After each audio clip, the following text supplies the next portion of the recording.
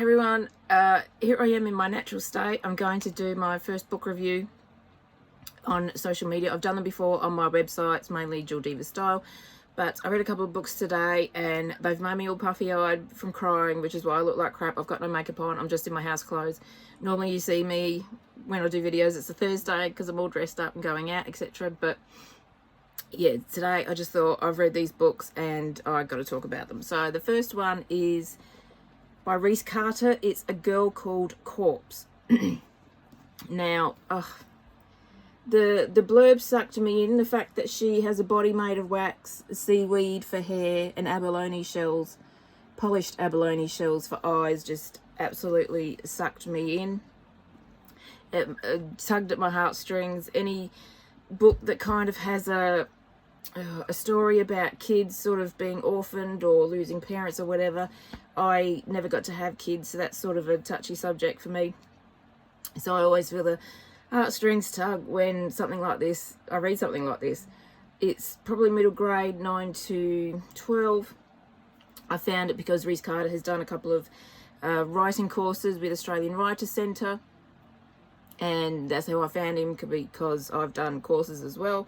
Still crying, which is why I'm so puffy-eyed. I managed to unroll my very unruly hair.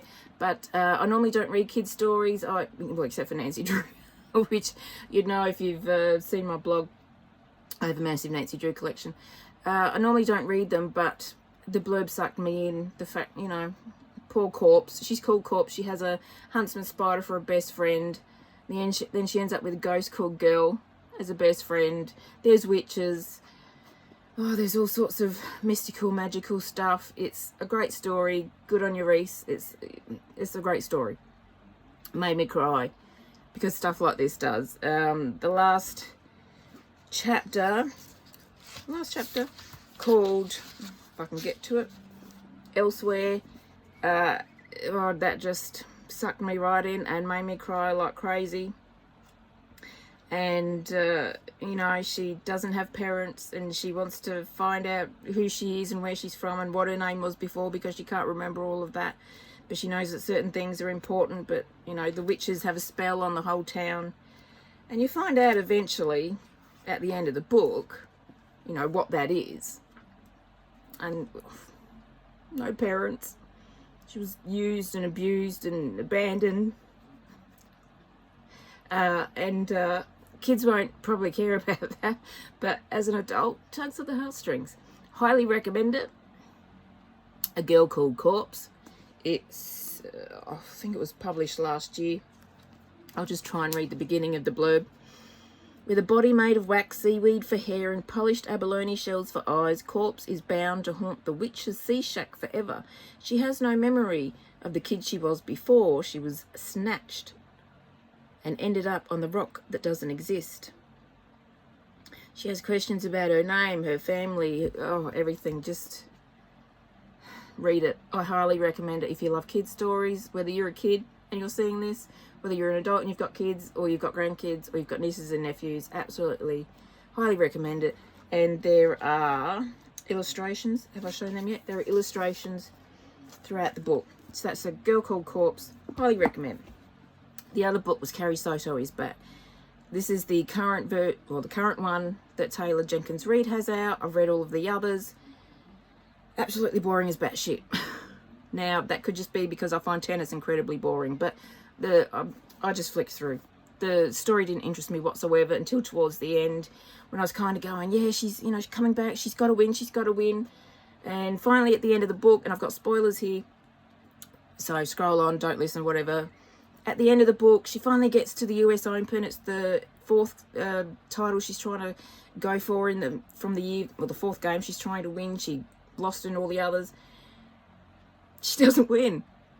She gets right to the end and she doesn't win. Now, look, I understand as a reader, we hate shit like that. We hate shit that's not finalised. When people don't win, we hate that. As a writer, I understand, because I'm an author, as you know from all the videos I've done. So I guess I understand where Taylor was going with the end of this, but it just sucks that Carrie Soto tried all the everything she did to make a comeback, she made a comeback, and then she didn't win at the US Open. And unfortunately, it was also just after her father died. So I was crying at that because, again, I hate death. So, look, if you love Taylor Jenkins Reid, I've read all of her books. The one I loved most was Seven Husbands of Evelyn Hugo. That was the first one I read.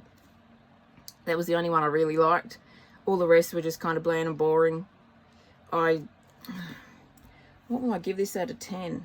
I haven't done a review on my blog yet. I don't know. Might give it a 5 out of 10, which isn't good. I mean, that's about a 3-star. About a 3-star. So that's Carrie Soto is back by Taylor Jenkins Reid. I find it disappointing. I also find it kind of disappointing that a character that had a few paragraphs in Malibu Rising actually got a whole book. Maybe that's why I've just found it boring. But I highly recommend A Girl Called Corpse.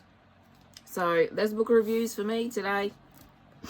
Carrie Soto, Girl Called Corpse. Absolutely. Buy this one. Go read this one. This one's good.